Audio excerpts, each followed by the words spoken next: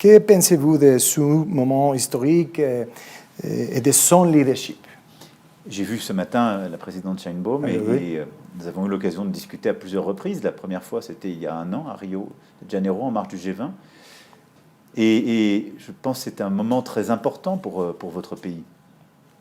Élire une femme, mettre cet agenda justement féministe au cœur de la vie politique nationale et internationale, c'est donner une place au Mexique de premier plan. Vous savez que la France croit cette diplomatie féministe. Et je pense que c'est ce qui crée aussi une affinité particulière entre le Mexique et la France. J'ai vu dans la présidente Sheinbaum ce matin une femme d'État qui croit dans la dignité humaine, en effet dans cet agenda d'égalité entre les femmes et les hommes, qui veut un pays fort économiquement, mais de la justice sociale, qui veut continuer le combat contre le dérèglement climatique, et qui veut se battre pour la paix dans l'ordre international. Autant de choses sur lesquelles la France rejoint le Mexique. Et donc je pense qu'avec votre présidente, nous avons aussi une nouvelle page que nous voulons ouvrir entre nos deux pays, et qui va se déployer toute l'année prochaine en particulier, qui est l'année du bicentenaire de nos relations diplomatiques. Et nous voulons renforcer nos liens économiques dans beaucoup de secteurs, renforcer nos liens culturels, et renforcer aussi notre agenda commun.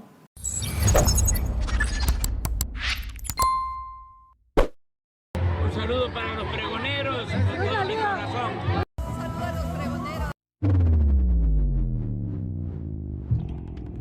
Le salió el tiro por la culata a Televisa, que busca para tener esta entrevista exclusiva con el presidente de Francia, Emmanuel Macron, y vean cómo se rinde ante la presidenta, la doctora Claudia Sheinbaum Pardo, en esta entrevista. Creo que es un momento muy importante para su país, para México, elegir a una mujer y situar una agenda feminista, y la Francia cree en estas agendas feministas. Es una mujer de Estado que cree en la dignidad humana, en la justicia social, el cambio climático, que desea un país económicamente fuerte y que quiere luchar por la paz y el orden internacional. Sí, tenemos mucha presidenta, aunque a estos fachos les arda. Esto fue lo que dijo, y pues echa pues prácticamente de cabeza toda la narrativa de Alito, de Lili Téllez, de todos estos panistas, de Jorge Romero, que quieren que les vaya mal a México y que son unos tremendos vendepatrias. Merci, Monsieur le Président. La guerre en Ukraine a redéfini la sécurité de l'Europe. Ce conflit a-t-il accéléré la création d'une véritable défense européenne? Oui, et à coup sûr. D'abord parce que l'Europe est un projet de paix. Et depuis 1945, l'Europe vivait en paix. Nous n'avons plus de guerre civile. Et on a créé l'Europe justement pour mettre fin à ces guerres permanentes que nous avions sur notre continent. Et depuis maintenant près de 80 ans, on a une construction politique inédite qui est l'Union européenne, qui s'est construite progressivement à travers les décennies, depuis la Deuxième Guerre mondiale, dans les années 50, 60, les années 80, et qui a été un projet de paix. La décision de la Russie de mener la guerre d'agression contre l'Ukraine, eh bien, a réimporté la guerre sur le continent européen. Et c'est un problème pour nous tous, Européens. Pourquoi? Parce que l'Ukraine est à nos portes, et avoir une puissance nucléaire comme la Russie, qui fait une guerre de conquête, d'invasion d'un pays comme l'Ukraine, cela nous menace tous, parce que la Pologne, qui a une frontière avec la Biélorussie, les États baltes, l'ensemble de l'Europe sont de fait aujourd'hui menacés par la Russie. Et nous le sommes de manière quotidienne, et je pense que c'est important parce que le public mexicain ne le mesure peut-être pas. La Russie a mené cette guerre d'agression unilatérale sur le sol européen, mais chaque jour, elle provoque par des survols d'avions, des drones, des attaques cyber, des attaques hybrides ou des provocations. Et donc, l'Ukraine, en quelque sorte, est aux avant-postes de notre sécurité. C'est pourquoi, depuis 2022, nous soutenons la résistance ukrainienne en évitant toute escalade, et c'est pourquoi nous ne sommes pas impliqués sur le terrain. Mais on a équipé les Ukrainiens, on les aide, et la guerre qu'ils mènent est essentielle pour contenir la Russie. En parallèle, les Européens ont eu à se réveiller. C'est-à-dire que là où ils pensaient qu'ils ne seraient jamais attaqués sur leur territoire, ils ont eu progressivement à se rééquiper, reconstruire des capacités. Et je dirais ces dernières années, ils ont en particulier mesuré qu'ils devaient le faire aussi pour eux-mêmes. La France est un modèle un peu particulier, nous avons toujours gardé notre indépendance, mais beaucoup de pays étaient dépendants, par exemple, des capacités militaires américaines. Nous devons nous équiper davantage, mais avoir plus d'autonomie. Et enfin, le jour où une paix est négociée, il faudra que les Européens aident l'Ukraine à dissuader la Russie de toute nouvelle incursion. Tout ça pour vous dire que la guerre d'agression russe en Ukraine a été un moment de réveil stratégique des Européens. C'est un moment de menace et il a impliqué tous une réaction, des investissements pour aider les Ukrainiens, mais surtout un réarmement des Européens. Et donc le moment que nous vivons, c'est un réveil géopolitique de l'Europe qui doit retrouver une autonomie stratégique. Et donc dépenser plus pour sa défense, être plus autonome et donc produire davantage en européen, construire des capacités communes, mais aussi le faire dans tous les champs économiques qui permettent de bâtir cette autonomie. Donc pour toutes ces raisons, oui, l'Ukraine a été un moment de réveil qui impose de enfin créer cette Europe de la défense. Alors au sein de l'organisation du traité de l'Atlantique Nord, mais avec une Europe qui a sa propre autonomie en matière de défense. Et les Européens maintenir un soutien durable à l'Ukraine si les États-Unis se retirent? D'abord, il faut tout faire pour que les États-Unis restent engagés. C'est aussi leur guerre. Et ça, je pense que c'est important de le mesurer parce que les États-Unis ont soutenu l'Ukraine à nos côtés depuis le début. Cette guerre n'est pas conforme à la Charte des Nations Unies. Et je pense que c'est la crédibilité aussi américaine dans le soutien à l'Ukraine qui est en jeu, comme notre crédibilité. Donc je veux plutôt voir un soutien américain qui va rester dans la durée. Et je pense que les dernières semaines ont plutôt marqué une volonté américaine d'essayer d'avoir la paix, ce qui est aussi notre objectif, une paix durable, robuste, mais de rester engagé aux côtés des Ukrainiens pour les aider à se défendre et justement à pouvoir négocier la paix dans les meilleures conditions. Quoi qu'il en soit, les Européens ont bâti des solutions techniques et nous sommes en train de le faire pour donner de la visibilité aux Ukrainiens et ne pas être en situation de dépendre. Nous vivons dans un monde multipolaire où les sphères d'influence se décident autour des États-Unis, de la Chine et de la Russie. Et quelle place la France occupe-t-elle sur cette nouvelle carte du monde? Je ne suis pas sûr que la Russie soit un pôle. La Russie est une puissance régionale qui est dotée de l'arme nucléaire. Il y a d'autres puissances qui peuvent jouer le rôle de déstabilisation et qui ont cela. Il y a en tout cas les deux premières économies du monde sont en train de s'affronter, ça c'est vrai. Et il y a une tentative de restaurer des sphères d'influence. Est-ce qu'on est obligé de céder à cette logique? Moi je ne crois pas. Et ça n'est pas du tout la position de la France. Nous considérons d'abord que nous devons rester dans un monde qui est celui des Nations Unies, c'est-à-dire où les nations sont toutes à égalité, où une charte doit être respectée, et où c'est le droit international qui doit être respecté par tous. Si on commence à rentrer dans des sphères d'influence, on accepte que, en quelque sorte, on bâtit un nouveau féodalisme international. Ce serait un formidable recul en arrière, parce que c'est la loi du plus fort qui prévaudrait, et donc des dépendances qui se créeraient à nouveau. Nous ne croyons pas dans cet ordre international. On croit dans un ordre multipolaire, mais avec un multilatéralisme efficace, et donc où les États coopèrent pour bâtir des solutions, comme on l'a fait par exemple au moment du Covid, et donc où on coopère sur la santé, où on coopère sur le climat, où on coopère sur l'intelligence artificielle, où on coopère sur la paix. Et donc, la logique que nous suivons, c'est de continuer à être engagés pour que le multilatéralisme que nous avons bâti, lui aussi, après la Deuxième Guerre mondiale, reste efficace et apporte des solutions à nos concitoyens, et pour avoir une Europe qui est plus indépendante et qui ne soit, qui ne soit en quelque sorte en situation de dépendre de personne et qui ne soit pas en quelque sorte le vassal de qui que ce soit, ni les Américains, ni les Chinois. Nous avons un allié historique, les États-Unis. On a toujours été du côté de la liberté ensemble. Nous avons des relations avec la Chine, partenaire commercial, partenaire sur les questions climatiques et autres. Mais nous ne voulons dépendre de personne. Et nous voulons pouvoir coopérer avec le Mexique, avec l'ensemble de l'Amérique latine, avec le continent africain, avec le Proche et Moyen-Orient, avec l'Asie du Sud-Est et la stratégie Indo-Pacifique que nous avons bâtie. Et donc, ma conviction, c'est que la France et l'Europe doivent continuer à être des puissances d'équilibre qui croient dans le multilatéralisme efficace et qui cherchent à garder leur autonomie. Monsieur le Président, de nombreuses institutions internationales, des Nations Unies au FMI, traversent une crise de légitimité. Sont-elles encore capables de représenter le monde d'aujourd'hui? Vous avez le bon terme, c'est une crise de légitimité. Qu'est-ce que ça veut dire? D'abord, il y a une crise d'efficacité. Si on prend les Nations Unies aujourd'hui, nous sommes bloqués. On le voit sur les grands conflits, on n'arrive pas à avancer, à régler les choses. Pourquoi ? Parce que les puissances qui sont autour de la table et qui ont un droit de veto se bloquent elles-mêmes.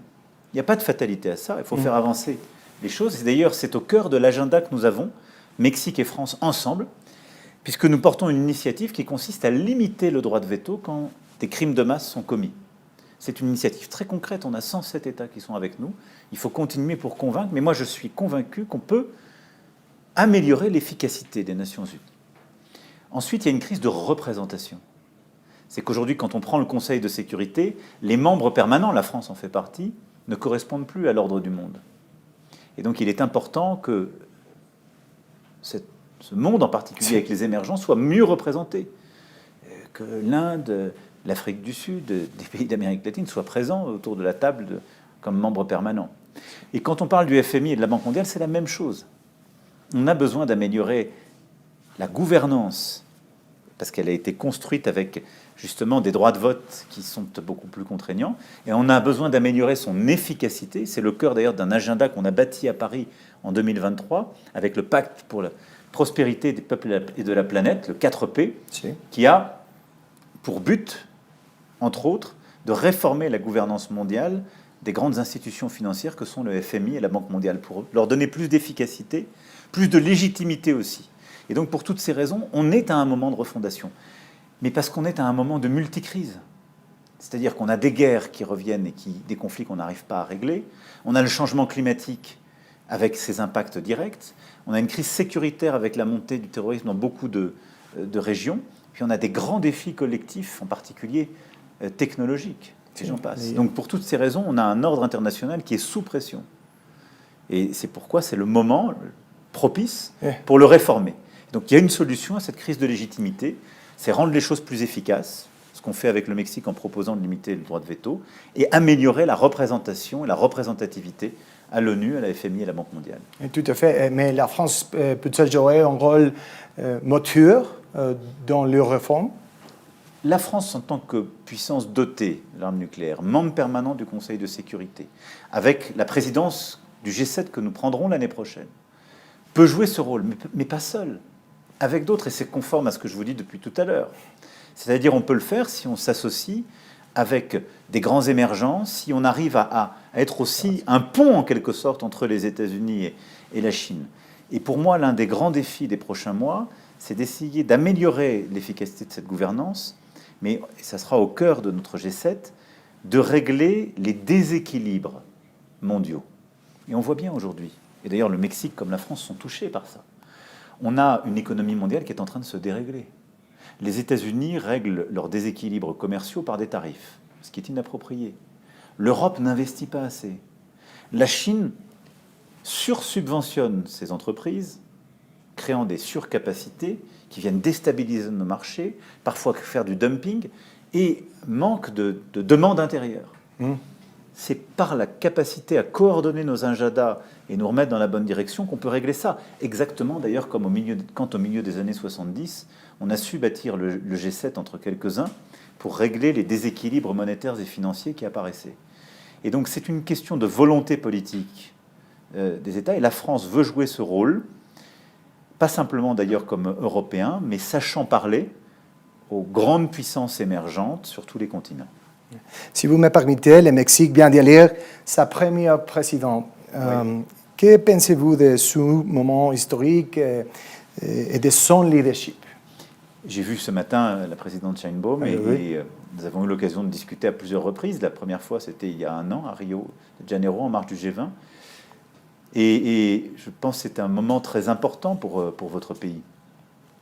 Élire une femme, mettre cet agenda justement féministe au cœur de la vie politique nationale et internationale, c'est donner une place au Mexique de premier plan. Vous savez que la France croit cette diplomatie féministe, et je pense que c'est ce qui crée aussi une affinité particulière entre le Mexique et la France. J'ai vu dans la présidente Sheinbaum ce matin une femme d'État qui croit dans la dignité humaine, en effet, dans cet agenda d'égalité entre les femmes et les hommes, qui veut un pays fort économiquement, mais de la justice sociale, qui veut continuer le combat contre le dérèglement climatique et qui veut se battre pour la paix dans l'ordre international. Autant de choses sur lesquelles la France rejoint le Mexique. Et donc je pense qu'avec votre présidente, nous avons aussi une nouvelle page que nous voulons ouvrir entre nos deux pays et qui va se déployer toute l'année prochaine en particulier, qui est l'année du bicentenaire de nos relations diplomatiques. Et nous voulons renforcer nos liens économiques dans beaucoup de secteurs, renforcer nos liens culturels et renforcer aussi notre agenda commun sur le plan international. L'intelligence artificielle transforme les économies et même la politique dans le monde entier. Comment voyez-vous la place de la France dans ce nouveau paysage technologique? C'est une créature, un régulateur ou un concurrent? Un peu de tout, si je puis dire. Mais l'intelligence artificielle, c'est une révolution en cours. Et c'est une révolution technologique, économique et, si je puis dire, anthropologique. Mais l'intelligence artificielle, c'est d'abord un formidable levier de création de richesse, de productivité pour nos économies. Et au fond, c'est un moment où la machine est apprenante, grâce à des capacités de calcul qu'on a mobilisées et qui sont extraordinairement importantes, et elle permet de computer des données qu'on ne pensait pas possible de computer, de créer des modèles justement d'intelligence artificielle dite générative, mais aussi de se décliner secteur par secteur et de complètement révolutionner l'énergie, la médecine, la productivité de nos services, de nos entreprises, l'efficacité de nos services publics, etc. Pour toutes ces raisons, l'intelligence artificielle est une bonne chose pour nos économies. Dans le même temps, par ses usages, elle peut déstabiliser le fonctionnement de nos démocraties, de nos sociétés. Elle génère du langage, elle génère des images qui ne nous permettent plus de distinguer parfois le vrai du faux, la création humaine de l'artefact. Et donc, ceci suppose aussi qu'on l'encadre, et donc qu'elle corresponde à des valeurs. Et donc, comment nous voyons les choses? D'abord, la première chose, nous devons être des créateurs et des innovateurs. Parce que si on n'est pas dans le camp de ceux qui créent, qui innovent, on n'est pas dans le jeu, donc on ne sera plus là pour réguler. C'est pourquoi la France a bâti depuis 2018 une stratégie de l'intelligence artificielle. On l'a renforcée, déclinée au niveau européen. En février de cette année, nous avons reçu un sommet pour l'intelligence artificielle. Et au fond, le défi, c'est pour les Européens aujourd'hui de créer davantage de capacités de calcul, parce que c'est l'une des batailles clés, mais aussi de relocaliser nos données et d'avoir la souveraineté sur les données. Et donc la bataille aujourd'hui, c'est souveraineté sur nos données, souveraineté sur les capacités de calcul, et d'avoir des champions, justement, d'intelligence artificielle dans tous les domaines. Nous sommes en train de rattraper le retard, mais aujourd'hui, les États-Unis font la course en tête, la Chine est deuxième. Juste après, vous avez les Britanniques, les Français et les Canadiens, si je puis dire, qui sont et qui suivent. Si nous nous mettons ensemble, on peut y aller, parce que c'est ces pays qui sont aussi affinitaires et qui croient dans un modèle ouvert, si je puis dire, de l'intelligence artificielle. Et là-dessus, on peut et on doit bâtir un partenariat avec le Mexique. On a des vrais atouts pour réussir cette bataille. La France crée beaucoup de talents. On a une très bonne école de formation, de data scientists, de mathématiciens. Et on a l'énergie. La France produit beaucoup d'énergie, elle en exporte chaque année. L'année dernière, 90 TWh. Cette énergie est bas carbone, et elle est pilotable parce qu'elle repose sur le nucléaire. C'est une chance parce que ces capacités de calcul de l'intelligence artificielle sont très gourmands en énergie. Ensuite, le deuxième défi, c'est l'adoption, la diffusion de l'intelligence artificielle. C'est le combat que nous devons mener. Il ne faut pas simplement avoir des champions, des acteurs, il faut que ça se diffuse dans tous les secteurs. Et donc là, dans quelques jours, on va avoir un sommet pour l'adoption de l'intelligence artificielle. C'est de s'assurer que nos services publics utilisent l'intelligence artificielle, que nos différents secteurs adoptent justement ces leviers de modernisation. Et puis le troisième élément, c'est d'être sûr que l'intelligence artificielle correspond à nos valeurs. Et donc qu'on ait en effet des règles. C'est-à-dire qu'on doit domestiquer cette intelligence artificielle. Elle doit être au service de l'humanité. Et elle ne doit pas la dérégler. Et c'est pourquoi, dans le même temps, nous allons aussi nous battre. Et ça doit être un combat à l'international. On ne peut pas le faire dans une seule zone géographique. Mais c'est ce qu'on a commencé avec les Britanniques et les Coréens, ce qui va être poursuivi dans quelques mois avec les Indiens, puisque c'est eux qui feront le prochain sommet. c'est d'avoir une même approche de l'intelligence artificielle qui permette de protéger nos enfants, qui soit un instrument qui permette d'améliorer l'éducation. Sans ça révèle les inégalités, la désinformation. Et qui permette d'avoir des règles claires de responsabilité, qui protègent l'intégrité de l'information, qui protègent le fonctionnement de nos démocraties, qui ne viennent pas les déstabiliser, et qui, en effet, par une politique d'adoption plus équitable, évite de recréer, d'accroître les inégalités. C'est un des grands risques du moment que nous vivons. Donc voilà, je ne le prends pas comme un dilemme, mais c'est un défi. On doit innover davantage, on doit réussir à diffuser l'adoption de l'intelligence artificielle dans les technologies, dans les différents secteurs technologiques, et on doit dans le même temps penser une intelligence artificielle au service justement de nos sociétés, et donc assumer en effet de lui mettre des limites et de la réguler à l'échelle internationale. Finalement, Monsieur le Président, vous avez visité aujourd'hui le Musée d'anthropologie ici à Mexico. En France, le Vol du Louvre a relancé le débat sur la protection du patrimoine culturel. Au-delà de l'enquête, que nous dit cet événement sur les défis de préserver la culture dans le monde aujourd'hui? D'abord, je veux dire ici combien votre musée est sublime et est extrêmement impressionnant par la puissance des cultures olmèques, mayas, aztèques qui sont présentées et qui rendent extrêmement humbles et admiratifs. Ensuite, notre coopération archéologique, muséale, muséographique, scientifique est immense. Et d'ailleurs, nous aurons des échanges croisés l'année prochaine pour le bicentenaire entre des codex qui seront présentés pour la première fois de part et d'autre, ce qui permet d'avancer. Et je crois beaucoup, moi, à cette politique des musées, des établissements culturels. La France y investit beaucoup, et dans nos échanges, c'est un des axes prioritaires. Ceci ne doit pas nous faire oublier l'importance de la sécurité, de la sécurisation de nos grands monuments culturels, et en particulier de nos musées. Malheureusement, c'est à chaque fois quand il y a des drames ou des terribles événements que nous nous rappelons de cela. En 2019, Notre-Dame a brûlé, et on s'est rappelé qu'il fallait faire attention à la sécurité incendie. On a lancé ensuite un plan et on a rebâti Notre-Dame plus belle. Pour le Louvre, je vais être simple avec vous. Exactement. Nous avons commencé à interpeller une partie de la bande qui a mené ce vol. Les bijoux seront retrouvés, ils seront arrêtés, ils seront jugés. Et évidemment, nous l'avions déjà engagé dans un grand plan de réinvention, de renaissance du Louvre que j'avais annoncé il y a quelques mois. La sécurité du Louvre sera totalement repensée. Mais je veux aussi regarder devant, et je pense beaucoup à tous les personnels du Louvre qui ont été très traumatisés, comme tous les Français, par ce vol.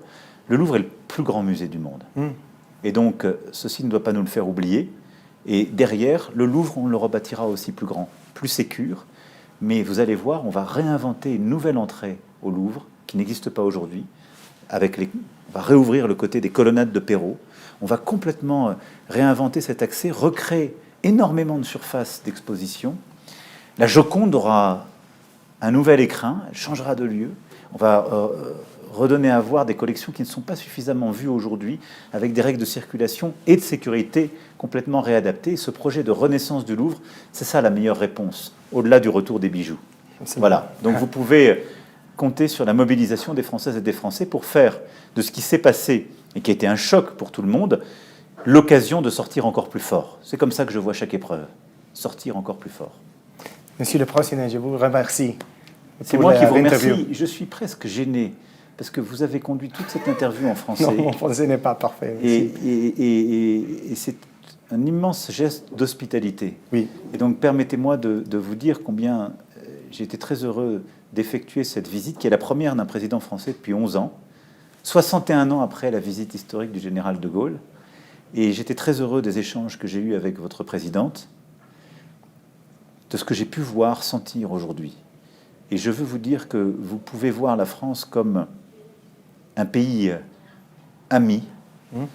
Vous pouvez voir nos entreprises, nos créateurs, nos chercheurs comme des amis véritables. Parce que nous avons la force de cette histoire passée, mais surtout, je crois, une même lecture du monde et une même idée de ce qu'est l'humanité. Donc merci beaucoup de m'avoir offert l'occasion de le partager avec vous ce soir. Muchas gracias a usted y bienvenido a México siempre. Muchas gracias. Muchas gracias.